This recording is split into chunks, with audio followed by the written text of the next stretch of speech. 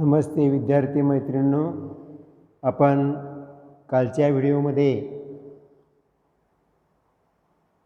ज्या प्रादेशिक संघटना पाहिल्या होत्या त्यामध्ये दक्षिण आशियाई क्षेत्रीय सार्क संघटना असेल, बिमस्टेक संघटना असेल आणि ब्रिक्स संघटना असेल, या त्या विभागाच्या विभागीय प्रादेशिक संघटना त्या भौगोलिक क्षेत्राला एक वेगळं स्वरूप प्राप्त करून देण्याचा किंवा त्या भौगोलिक क्षेत्रामध्ये जी राष्ट्र सहभागी आहेत अशा राष्ट्रांच्या सर्वांगीण विकासाला चालना देण्याच्या उद्देशाने, आर्थिक विकसित बनण्याच्या उद्देशाने या प्रादेशिक संघटनांनी महत्त्वाची भूमिका बजावलेली आहे. मग त्यामध्ये सार्क संघटनेमध्ये सहभागी असणारी 8 राष्ट्र असतील, बिमस्टेक संघटनेमध्ये सहभागी असणारी 6 राष्ट्र असतील आणि ब्रिक्स संघटनेमध्ये सहभागी असणारी 5 राष्ट्र असतील. या त्या विभागामध्ये त्या विभागाच्या सहकार्याच्या दृष्टिकोनातून आर्थिक विकासासाठी स्थापन झालेल्या ज्या प्रादेशिक संघटना आहेत, या प्रादेशिक संघटनांमध्ये या संघटनांचं योगदान हे निश्चितच त्या ठिकाणी महत्त्वाचं मानलं जातं. एकट्या संयुक्त राष्ट्र संघटनेला संपूर्ण जगाच्या प्रत्येक भागांकडे पुरेसे लक्ष देण्यासाठी आणि प्रत्येक राष्ट्राच्या बारीकसारीक गोष्टींवरती लक्ष देण्यासाठी तेवढा वेळ मिळत नसल्यामुळे त्या विभागांच्या प्रादेशिक संघटना या खऱ्या अर्थाने उदयास आल्या आणि त्या संघटना त्या राष्ट्रांच्या समन्वयातून, म्हणजे सहभागी राष्ट्रांच्या समन्वयातून एक चांगल्या स्वरूपाचं कार्य करताना आपण पाहतोय. त्यामध्ये आपण आग्नेय आशियाई राष्ट्रांची परिषद पाहिली किंवा त्यांची संघटना पाहिली. या आग्नेय आशियाई राष्ट्रांच्यामध्ये सहभागी असणारे राष्ट्र जे आहेत, ही सर्व राष्ट्र विकसनशील राष्ट्र होती. परंतु या विकसनशील राष्ट्रांची विकसित राष्ट्रांमध्ये रूपांतर करण्याची भूमिका ही त्या राष्ट्रांच्या आर्थिक सहकार्यामुळे किंबहुना त्या राष्ट्रांना मिळालेल्या सहकार्याच्या भूमिकेतून पायाभूत सुविधांमध्ये विकास साधण्याच्या प्रक्रियेमुळे अल्प कालावधीमध्ये ती राष्ट्र आज विकसित झालेली आहेत. आणि हा आग्नेय आशियाचा इतिहास आहे, हा संपूर्ण जगापुढे मांडण्याचा प्रयत्न केला जातो आहे. युरोपीय आफ्रिकन राष्ट्रांबरोबरच या आग्नेय आशियाई राष्ट्रांनी देखील स्वतःची प्रगती साधण्याचा केलेला उल्लेखनीय प्रयत्न हा इतरांच्या पुढे एक आदर्श म्हणून पाहिला जातो आहे की विकसित असताना देखील ती राष्ट्र अल्प कालावधीमध्ये विकसित बनू शकतात, केवळ आर्थिक सहकार्यामुळे, केवळ समन्वयाच्या भूमिकेमुळे आणि केवळ त्या राष्ट्रांच्यामध्ये पायाभूत सुविधांचा विकास झाल्यामुळे ती राष्ट्र एक विकसित राष्ट्रांच्या प्रक्रियेमध्ये मोडली जातात.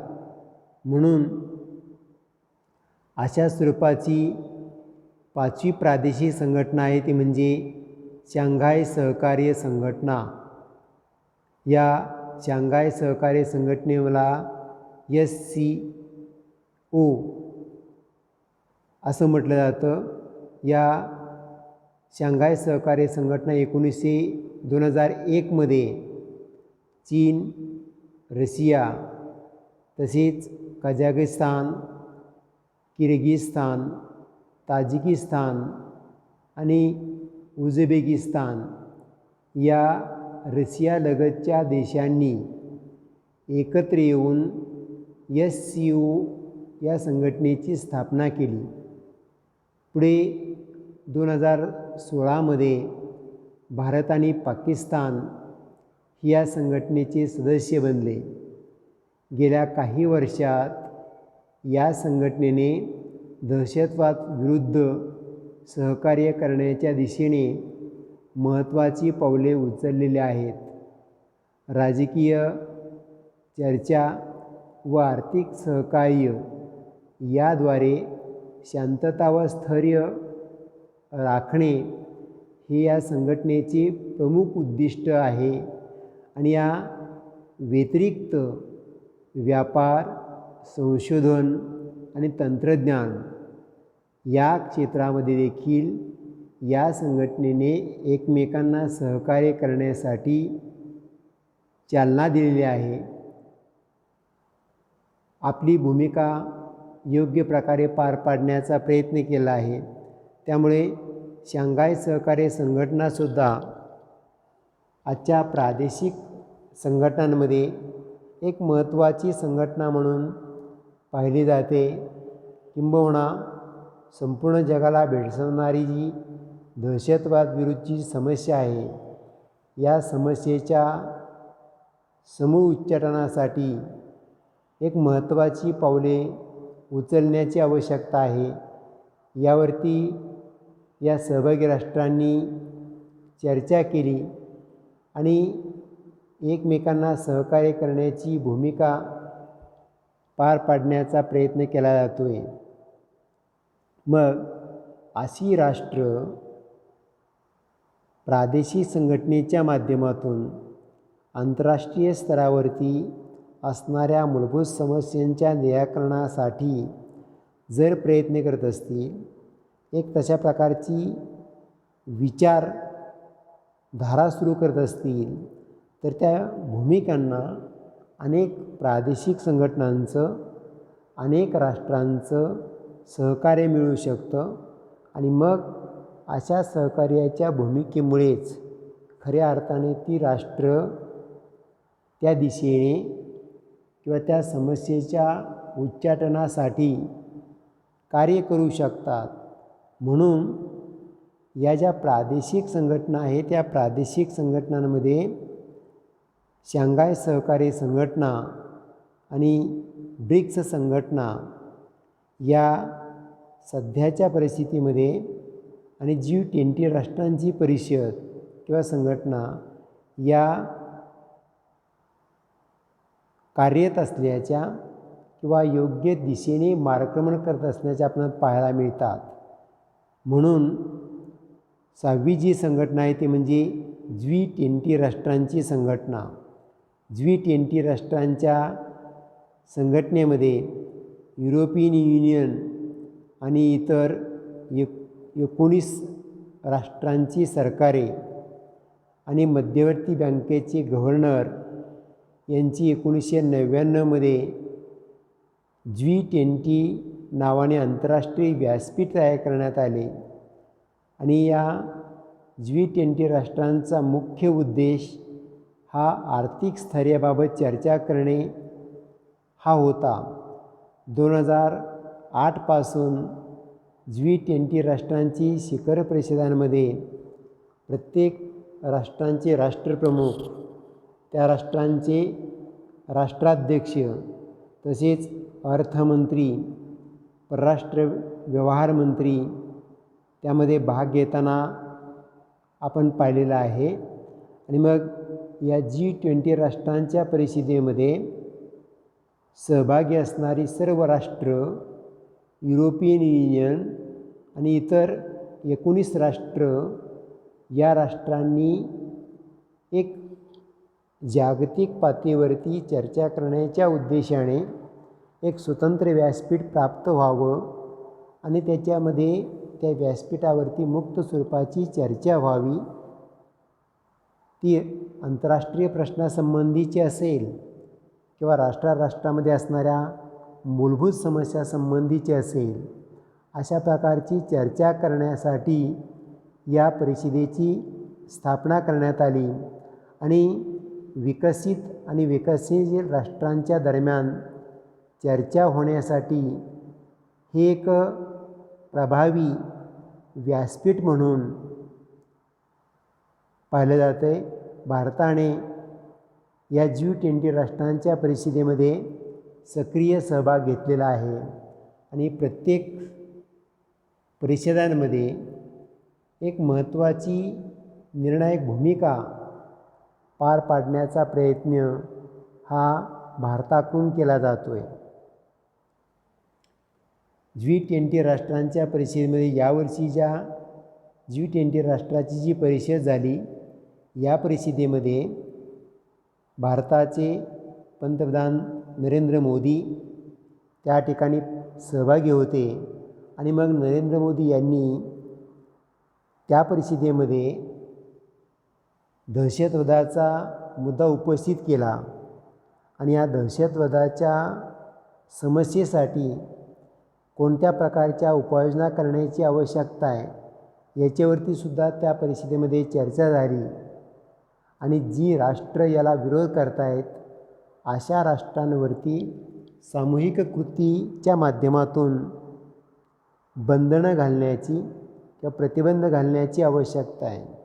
आणि जी राष्ट्र या दहशतवादाला प्रोत्साहन देत आहेत किंवा शस्त्रास्त्रांचा आर्थिक स्वरूपाचं सहकार्य करण्याचा प्रयत्न केला जातो आहे, त्या राष्ट्रांवरती बंधनं घालून योग्य त्या निर्बंध घालण्याच्या भूमिकेतून जगातील इतर राष्ट्रांनी भूमिका पार पाडण्याची आवश्यकता आहे.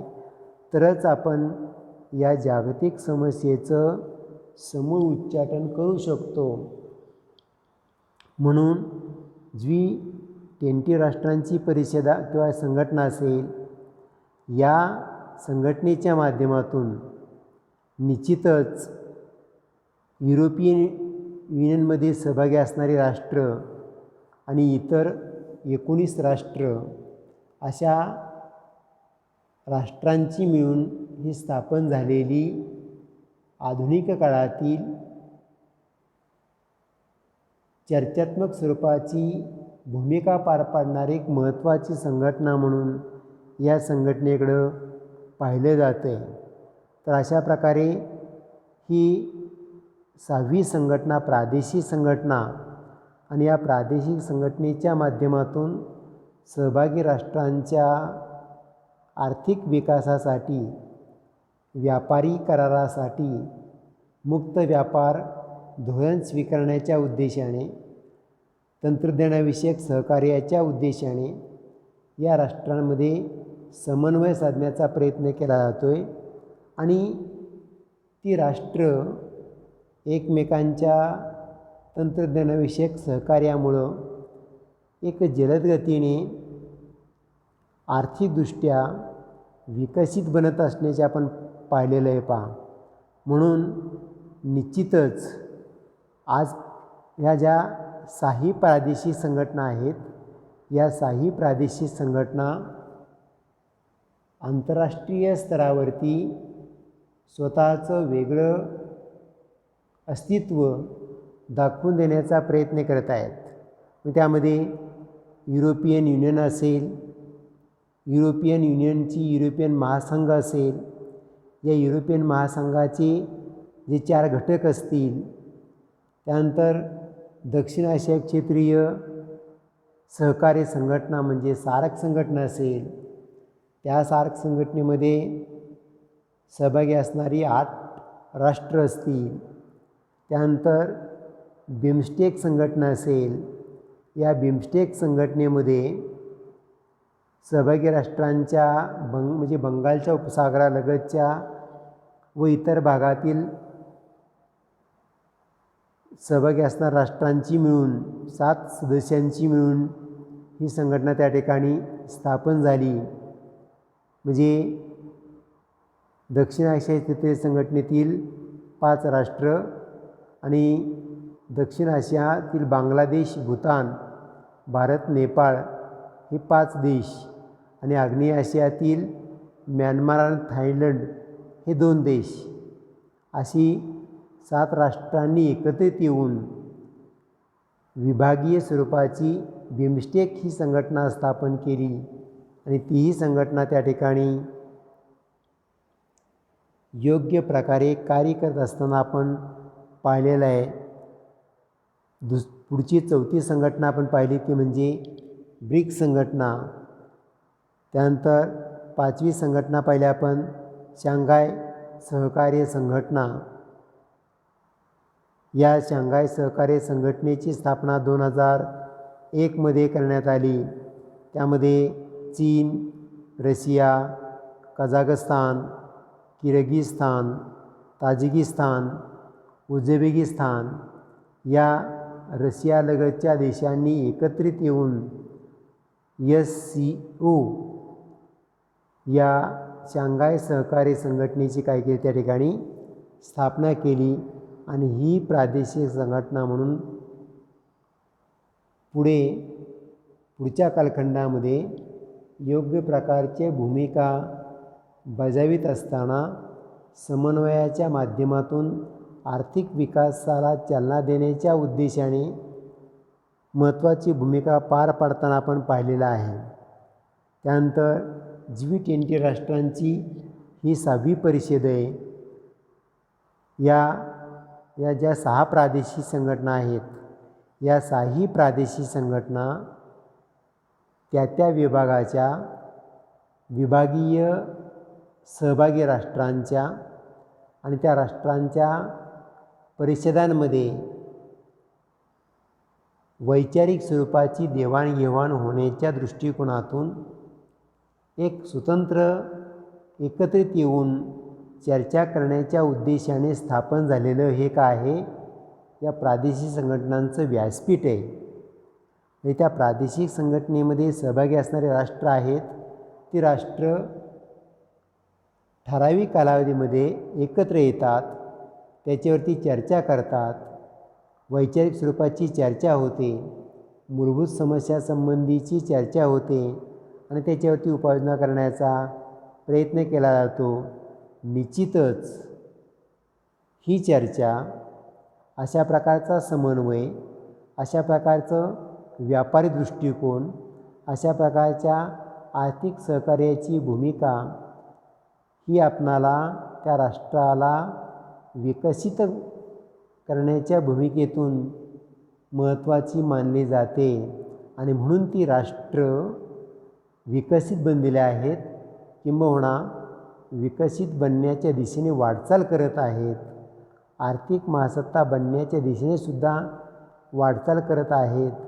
म्हणून त्या राष्ट्रांच्या आर्थिक विकासाला गती प्राप्त होऊ शकली केवळ प्रादेशिक संघटनांच्या भूमिकांमुळं, प्रादेशिक संघटनांच्या व्यासपीठांमुळं आणि प्रादेशिक संघटना ज्या प्रकारची भूमिका पार पाडत आहेत त्या प्रकारच्या भूमिकेमुळं ही राष्ट्र आज आपणाला विकसित होताना पाहायला मिळत आहेत. तर अशा प्रकारे या प्रादेशिक संघटनांच्या माध्यमातून आंतरराष्ट्रीय स्तरावरती 1991 नंतरचं जग, या घटकांमधला हा जो उपघटक आहे 6 प्रादेशिक संघटनांचा, कदाचित या प्रादेशिक संघटनावरती एकत्रित स्वरूपाचा प्रश्न विचारला जाऊ शकतो की निश्चितच या प्रत्येक विभागामध्ये स्थापन झालेल्या प्रादेशिक संघटना त्या विभागामध्ये कशा प्रकारचं कार्य करत आहेत, त्यांच्या कार्याची भूमिका ही आंतरराष्ट्रीय स्तरावरती किती महत्त्वाची मानली जाते. म्हणून तशा स्वरूपाचा प्रश्न हा दीर्घोत्तरी स्वरूपाचा प्रश्न एकत्रितरित्या 10 मार्कासाठी त्याच्यावरती विचारला जाऊ शकतो. अशा वेळेस तुम्हाला या 6 संघटनांचा उल्लेख त्या ठिकाणी करावा लागेल. मग युरोपियन युनियन असेल, सार्क संघटना असेल, बिमस्टेक संघटना असेल, ब्रिक्स संघटना असेल, शांघाय सहकार्य संघटना असेल आणि G20 राष्ट्रांची संघटना असेल. या 6 संघटना जरी विचारल्या गेल्या किंवा 5 संघटना जरी विचारल्या गेल्या तर या पाचही संघटनांचं कार्य तुम्हाला त्या ठिकाणी योग्य पद्धतीने मांडण्याची आवश्यकता आहे. त्यावेळेस त्या प्रश्नाचं मूल्यमापन करणं त्या ठिकाणी शक्य होणार आहे. म्हणून याही स्वरूपाचा प्रश्न तुम्हाला कालची जी क्वेश्चन पेपर टाकलेला आहे, या कालच्या क्वेश्चन पेपरमध्ये या प्रादेशिक संघटनावरतीच मोठ्या स्वरूपाचा म्हणजे दीर्घोत्तरी स्वरूपाचा 7वा प्रश्न विचारलेला आहे.